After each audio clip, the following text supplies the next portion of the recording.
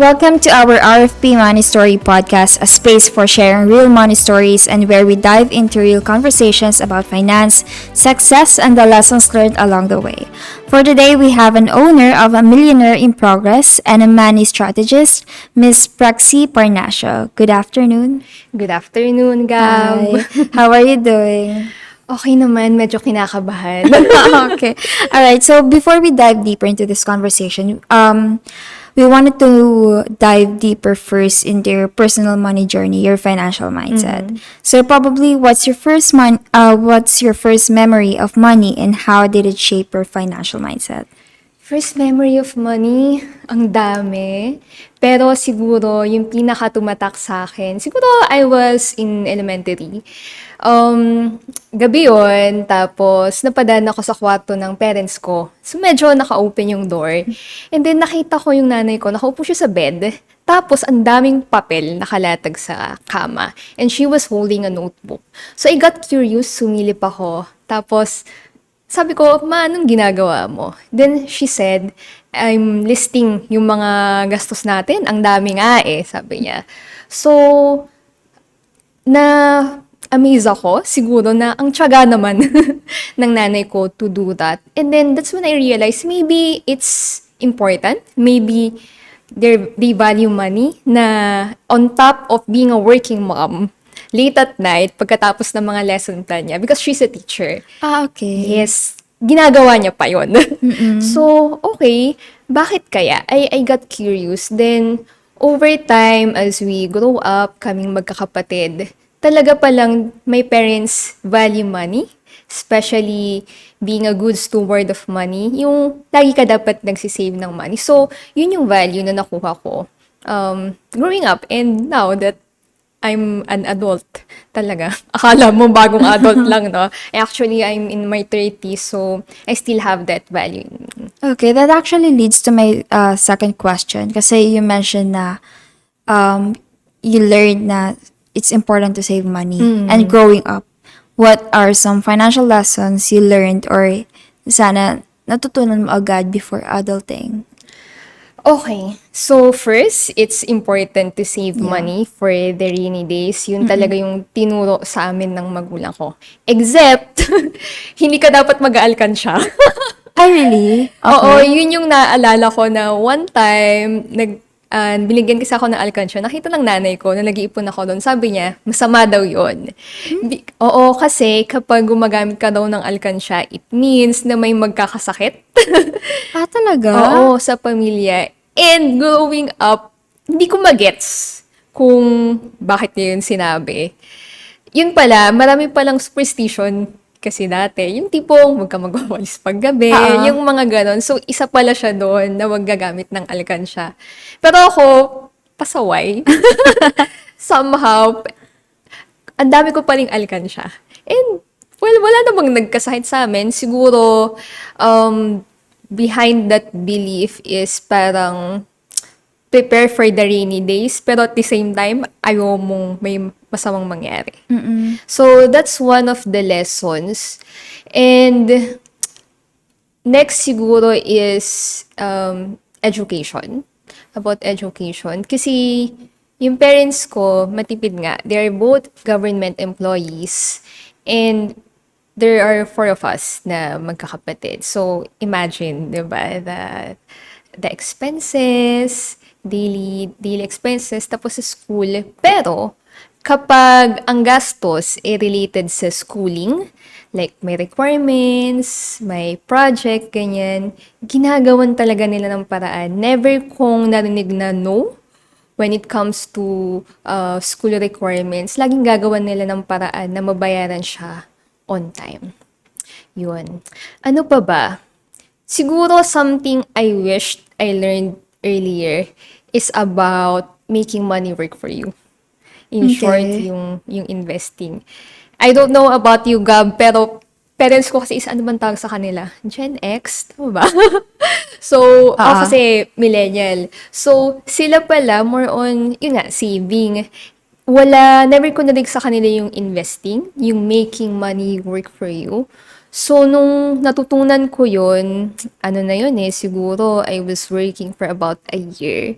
Sabi ko, sana tinuro to dati sa school or sana tinuro ng parents. But, yeah, at least natutunan ko siya early on. Okay, so you just got exposed sa financial field talaga after you graduated. Yes. Okay, so ever since college, talagang save ka lang ng save. So, na-maintain mo yung pag-alkansya that time? Oo, and I think meron na rin ako nung, I think high school, nagkaroon parang junior savings account. Oo, yun. Mga pupunta sa school, tapos nag-encourage to save. Pero junior lang kasi, di ba? Minor. So, ganun lang over time. And also, wala pa akong bank, actually. Co-op, cooperative. Yun yung pinaglalagyan ko ng pera before I earned my own money. So, ever since you started your own career or your own job, you started saving money or agad or did you invest on something? I wanted to say na nag-save ako kaagad. Pero ano kasi siya, it's a huge transition for me because I studied in Baguio City. So, nung napunta ako sa Manila, it's the first time na I'm on my own, sarili kong pera, gastos ko lahat. Kasi, nasanay ako na sarili naming bahay, wala ako masyadong gastos. So, even though, when I received my first paycheck, I wanted to save, halos hindi kaya. Because nakakagulat yung expenses dito sa Petro Manila. Like, gulay pa lang. Grabe yung difference. Sabi ko, ano lang to 20 lang to sa, sa bag. Yung sayote nga, sa ano lang to sa bakuran lang namin. Tapos dito, napakamahal. So, I was really shocked with the prices, ganyan. And of course, adjusting to living independently. So, nagkapag-save ng onte, but at the same time, meron yung excitement to spend. Because sarili ko ng pera. And I remember, sabi ng nanay ko, pag may pinapabili ako dati, tsaka mo na yung bilhin kapag may sarili ka ng pera. So, tinay ko yun, pero ang unti na lang pala nang naiiwan after all the expenses. So, yun. Okay, so ever since you started your own life independently dito sa Metro Manila, is there a turning point or downfall financially and how did you recover from it? Grabe naman yung downfall. Napaisip tuloy ako. Turning point talaga yung adjustment from binibigyan ka lang ng allowance to handling your own money. Kahit na marunong na akong mag-budget, halimbawa, bibigyan ka ng allowance, iba-budget mo siya for a day, di ba? Kasi bukas, you'll expect another allowance. Pero if you're on your own, yung binigay sa'yo ng quincenas, iba-budget mo siya for, let's say, 2 weeks. So, medyo mahirap talaga siya for me. But I'm grateful nga na tinuruan kami mag-save. Downfall? Ano ba? I think on the first few years, wala naman masyado. But I think yung isa is when the pandemic hit. Okay? So, I had several investments. So, hindi ito yung mga investments na formal. Let's say, informal investments, ganyan. And when the pandemic hit, biglang naapektuhan yung investments na yun. And some of them, I wasn't able to recoup na. So, yeah. Okay, so ever since na you started working and nakikita mo yung mother mo, may notebook, list of expenses. For now, since you're living on your own, do you consider yourself as a spender, saver, or investor? Okay. So, I think my progression, at first, I'm really a saver kasi sabi ko nga, doon talaga ako nagsimula. And then, when I started learning about investing, ganyan, I became excited and I became an aggressive investor without really thinking about the risk involved. Kaya rin siguro nagkaroon ako ng mga losses sa investment. And then, right now, that I transitioned from being an employee to having my own business, bumabalik ako sa pagiging saver and more on moderate na type na lang ng investor. Okay, you mentioned a while ago na nagkaroon ka ng parang informal investments. What kind of informal, if it's okay for you to share? Share ko ba? So in our office, parang merong informal na cooperative. So, you put your investments and para siyang micro-lending. So, pinapautang, basically. And then, kumikita yon, it becomes the gains of the investors as well. But when the pandemic hit, alam naman natin, di ba? So many jobs were affected. So these people who owes money to the co-op wasn't able to pay. And syempre on my side, I'm sad, di ba, that I wasn't able to recoup my investment. But at the same time, I'm thinking about these people na wala naman akong magagawa kasi nawalan nga sila ng tabako. So, that's one.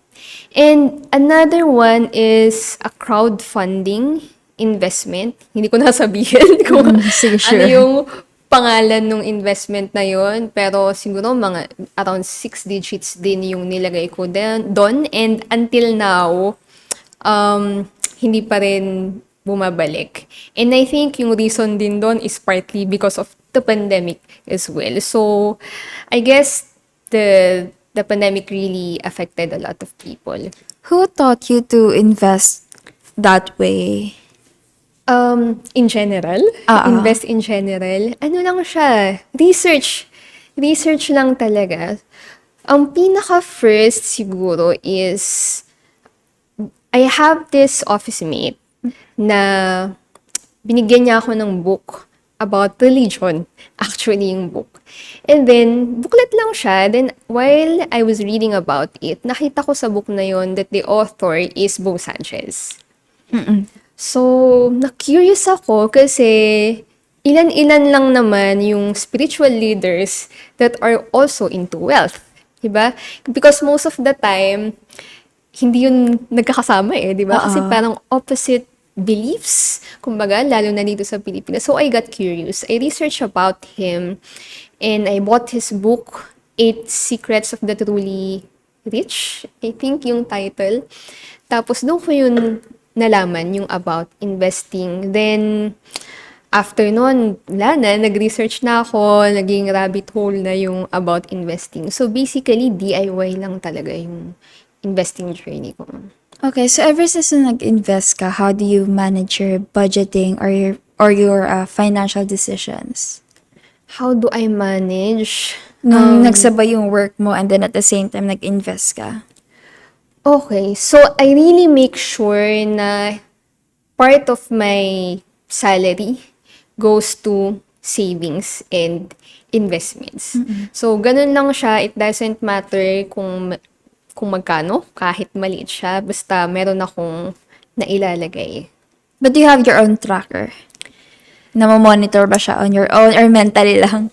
I have a tracker. Okay. I have a lot of spreadsheets talaga. So, Okay. very meticulous ako, let's say, sa lahat ng related sa money. Alright, so ever since you got exposed in investing, nakakapag-save ka on your own, what is the best financial advice you received and galing kanino? Oh my God. Ang dami sa lahat ng libro with my mentors. Okay, ito. One that really struck me is from a video that I watched. Actually, itong taong to, hindi ko pa nakikita in person. But I really learned a lot from him. So, he said na wealth is a choice. And oftentimes, wealth is the harder choice to make, but you should choose it anyway. So, he explained na, for example, bakit hard choice ang money? For example, you want to upgrade your laptop, for example. And then, you have several choices. Di ba ngayon, meron ng iba't ibang options. First is you can pay in installment. Di ba? You get the laptop, tapos you pay for, let's say, the next 12 months. Another option is you save up for it, and then you eventually buy, but that would take some time. And then, another one is don't buy at all, siguro. Okay, so with those 3 choices, well, as financial planners, di ba, we'll opt to save sana. That's the Yeah. most ideal way. And through that, di ba, parang you delay your gratification. And through that, when you build your wealth, di ba, kasi hindi ka umuutang. Kasi pag umutang ka, di ba, installment, most probably may interest yan. So, ibig sabihin, you pay for the interest more than the actual price of the item. So, it's a harder choice to make. Delay gratification eh. Of course, gusto natin, makuha na natin agad yung laptop. Yeah. But, you have to do that decision na i-delay siya para in the future, you get more wealthy. Parang ganon. And that's just a very simplistic example. But others na when we make big decisions like magbabayad ka ba ng utang or hindi, 'di ba? Or you'll choose to ignore it, 'di ba? Mas madaling i-ignore. To Yeah. face the utang is the harder choice. Or mag-aaral ka ba sa investing or hayaan mo na lang, i-enjoy mo na lang yung pera mo ngayon. Mas mahirap, 'di ba? It's harder to study investing and saving and those different strategies, 'di ba? It's easier to not think about of your children's tuition, tsaka na lang. It's harder to prepare years or even decades before your kid goes to college. So, in that sense, mas mahirap talaga yung wealth piliin. But, mas okay pa rin na piliin siya because in the end, it's not just about the money that you save or yung mga investment mo, but it's more of who you become as a person. When you delay your gratifications, you become patient, diba? You become more resourceful. You look for alternatives. You become a better person, a better friend, a better sister, a better colleague, a better daughter, a better son, a better spouse, and you grow as a person. So, ang ganda lang isipin na very emotional talaga yung money and it also affects you as a whole. It's not just about the money itself. So, Is that the yan. reason why you named your business Millionaire in Progress? Hindi naman. Actually, tip-tip lang yung Okay. Millionaire in Progress. By the way, yung nagturo nung financial advice na yun is J3 Patino. So, Okay. yun. He's not doing finance right now. He's moved on to another career, but I really learned a lot from him. So, Millionaire in Progress, bakit ba? It actually started as a Facebook page. Okay. So, Millionaire in Progress dahil that time, trip ko lang din magkaroon ng 1 million. And it sounds intriguing.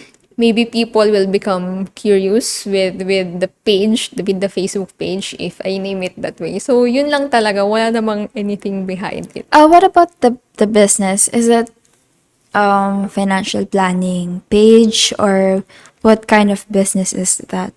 Okay. So, Millionaire in Progress started the page in 2017. Nag-work pa ako nun sa corporate. And then, the intention was just share about my journey. Mainly sa investing and also personal development. Kasi sabi ko nga, nagdi-DIY lang ako. Yeah. So, para ko siyang ginawang diary that maybe other people, kung sino mang interesado, would read about it. So, ganun lang talaga siya. And then, later on, it evolved into something na, yun, I get invited to interviews like this. And then, may mga nag-i-inquire na sa akin, nag-a-ask ng advice. So, in 2021, imagine, 2017, 18, 19, 2021, after 4 years, naisipan ko na, what if mag-offer kaya ako ng something, like, I formalize things so nagsimula siya about financial planning talaga. Okay. But right now, more on financial coaching na yung ginagawa ko. So now, nagbo-boom pa rin yung page na yun. How do you usually communicate with your clients? Okay. Like, ano bang usual tinataka dun? Buhay pa naman yung page and I'm actually in different platforms already. So, pag video, TikTok, Instagram, and I'm also on Threads, ganyan. Sometimes on YouTube. So, paano sila nag-i-inquire? Literal, nagme-message lang sila. But ngayon, most of the time, they reach out to me through my website. already. Okay, so you have your own website na. Yes, meron na. You created that? Oo. Or Well, meron technically, kang... pinagawa ko. Okay. So, Yeah. itong business na to is like small team or lumalago? No, I'm alone. So, solopreneur talaga tong business na to. Yeah. Okay. So, in that business, nakakatulong siya financially on your own? Like, decision making, also passive income. Okay. Ano ba? So, I just resigned last year. So, wala pang 1 year since I resigned. So, I would say the business itself is in a transition period pa lang when it comes to finances and even systems-wise. Kasi, nitong year, past year ko pa lang siya inaayos. Kasi before, I'm employed. So, parang side hustle ko lang siya in a sense. So, it's a side hustle turned into something na full-time. Yun. So, now, ang focus mo is yung millionaire in progress. Oo. So, Oo. hindi ka na totally corporate Hindi slave. na, oo. So, when it comes to the income streams, iba-iba siya. Mainly the clients who enroll in my different programs. And another would be when I get invited sa mga talks or give workshops. And some are affiliate marketing or some brands collaborate with me. So, yun. Basically, it's a personal brand that has different types of income coming Okay. in. So, with that being said, since you have your business, you have your savings, nakapag-invest ka naman, do you currently invest on something else? Right now? Invest in? Like, insurance, stocks, crypto. Okay. Okay. So, my stocks, dati pa siya. Like, when I started, yun ang pinakauna ko talagang investment. Stocks. Local stocks specifically. And then, later on, siguro mga 2021, I started investing in global stocks. Also in ETFs. Ganyan. Aside from that, I also have investments in the real estate. Ang dami. Ano pa ba? Businesses as well. I invest in some businesses with people I know, friends and colleagues. Mga So, as of ganyan. the moment, they're still existing. Ongoing pa rin yung investments mo. Yes, ongoing pa naman. Okay, kasi I have a question here na if there's something is there something na investment na it didn't work, is that the informal investments that you mentioned? Yes, yun na yun. Okay, so right now, since nagbago ka ng focus ng investments, like you mentioned, nag-real estate ka na, did it improve your financial decisions? Yung mga investment ko, I think, yes, kinda. It improved my financial decisions in a sense that I became more mature. Dati kasi, invest na invest. Ito, mukhang malaki kita dito. Malaki yung promise na gains. So right now, I make sure that my investments are aligned with my goals. Okay? And I make sure at first that my goals are aligned with my personal values. Okay? So, hindi na siya, eto, okay to. Malaki yung return in 1 year, makuha ko ng 20%, 30%. It's not that anymore. I consider my goals. I consider the timeline as well. And also my risk tolerance and risk capacity. So, yeah. I Alright, you became mentioned better. yung returns. How do you balance the risk and returns when it comes to investment or saving money? Okay. So, technically, siguro nga sa RFP, when your time horizon is kind of long term, you have a capacity na high risk investment. So, kaya mo yun, especially for me na nasa, I mean, that time, late 20s, ngayon, early 30s. So, there's a long time horizon, especially if the goal is, for example, retirement. Pero kung yung mga near-term goals, let's say less than a year, I don't really invest anymore na dun sa mga typical na investments. Right now, I just put them in digital banks. Kasi less than a year just to manage the risk. Kasi kung ilalagay ko siya sa long term, pwedeng maging negative pa siya. What if I need it na nga within the year? So, that's how I balance things. And interestingly, there's this recent na lesson na nakuha ko from one of my mentors din.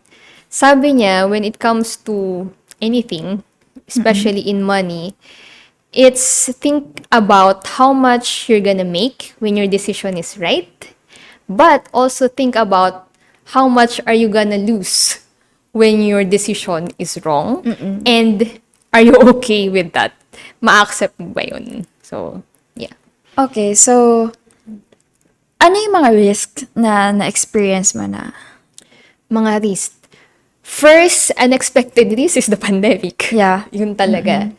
And then, I would say wala naman masyado akong na-experience na risk na sobrang lala. Because I always plan ahead. Medyo, ano man tawag ito? Paranoid. So, I plan even years ahead.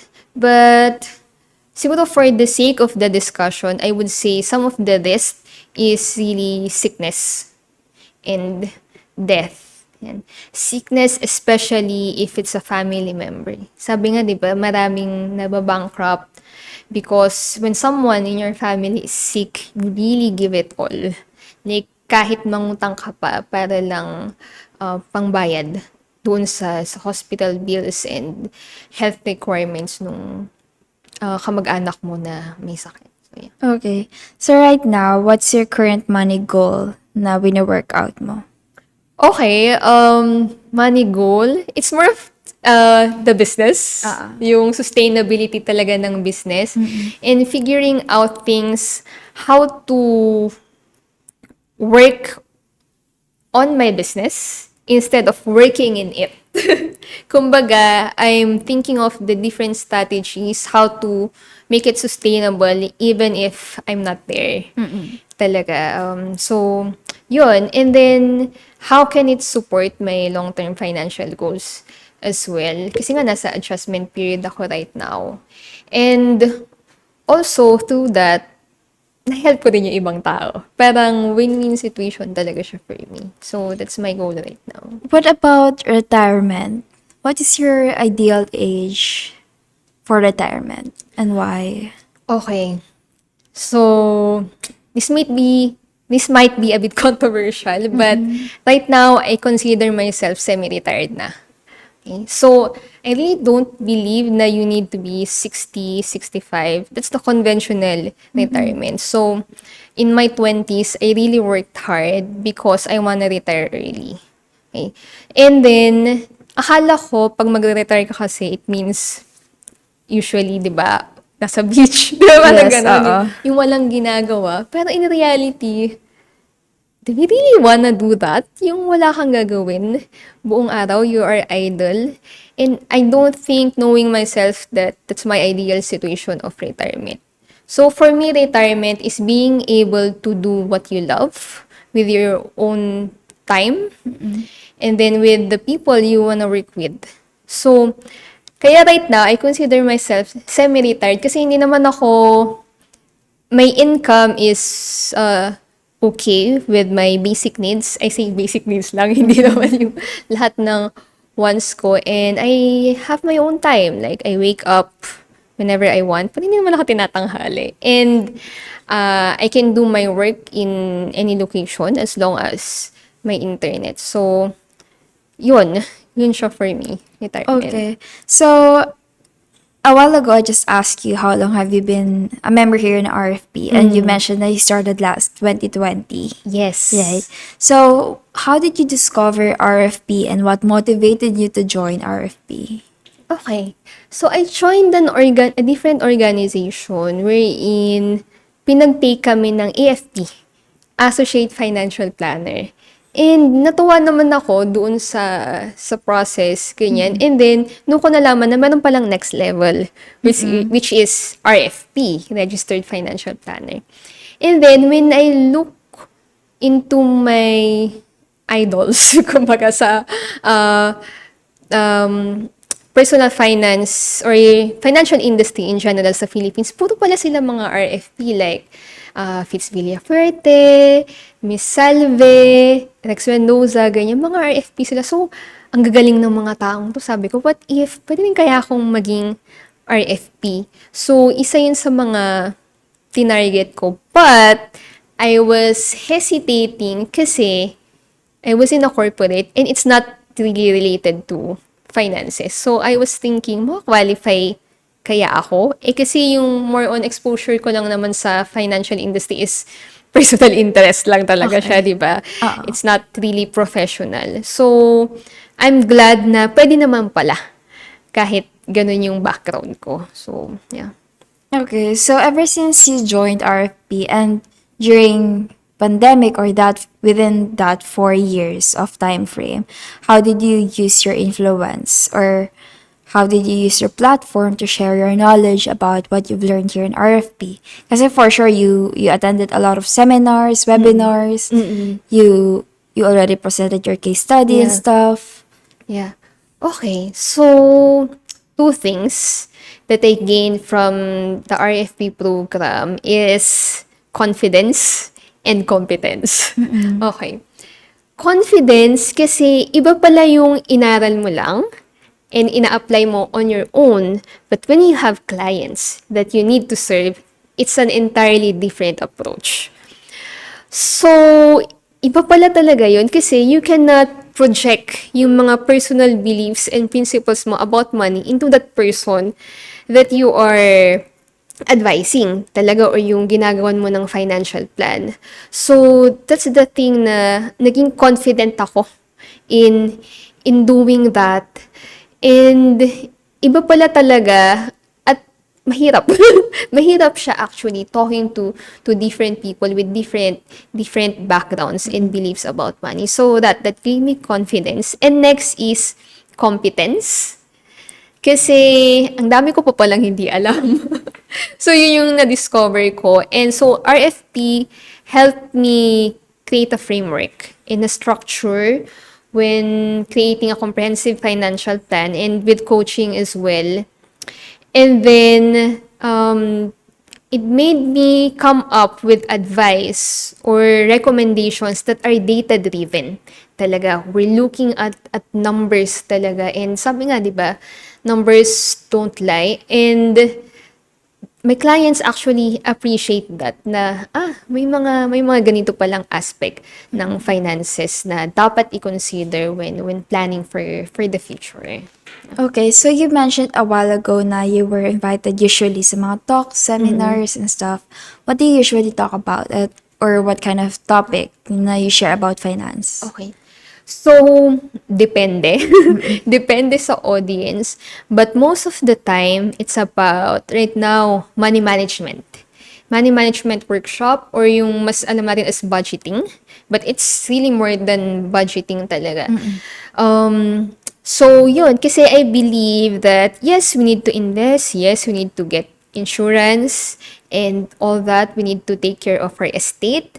But at the foundation of it all, if you don't know how to manage your money, especially yung day-to-day, hindi ka aabot sa mga levels na yun. You have to take care of the foundations first. So, yun talaga yung ina-emphasize ko.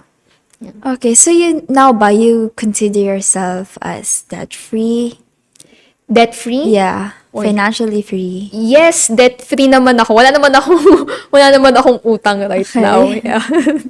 So, right now, since you mentioned na you have your own tracker, may investments ka, may savings ka, how about on your own financial journey? For sure, may mga gusto kang ma-achieve in life. Kasi, for sure, hindi naman lahat ng pera mo napupunta sa investments. How about the rest of them? Okay. Are we talking about like material things? Like mga wants? Ganyan? Okay. I think right now, gusto ko mag-travel.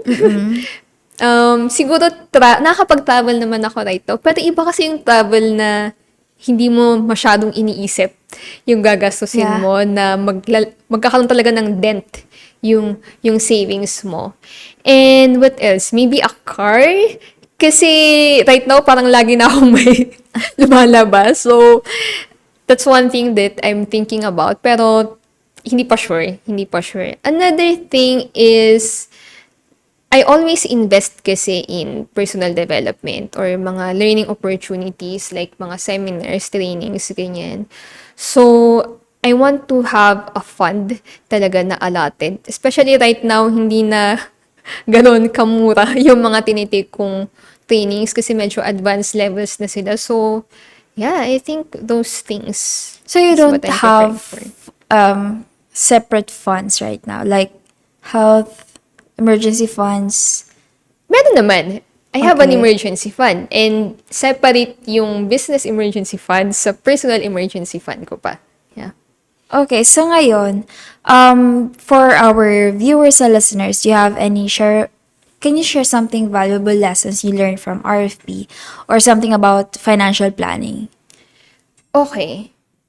So, one thing that I learned na tumatak sa isip ko when I took the RFP program, 8 modules yon if I remember it correctly, is the first one, I think si Sir Renzi, yung nag-discuss ng about behavioral finance. Parang behavioral finance ata yun. Sabi niya, uh, the product should fit the client and not the other way around. And you should always remember that each client is unique. Kaya sa financial planning, there is no cookie cutter approach. So that guided me entirely starting that day na natutunan ko yun. Kasi online, we'll see different advice and most of this advice are generic.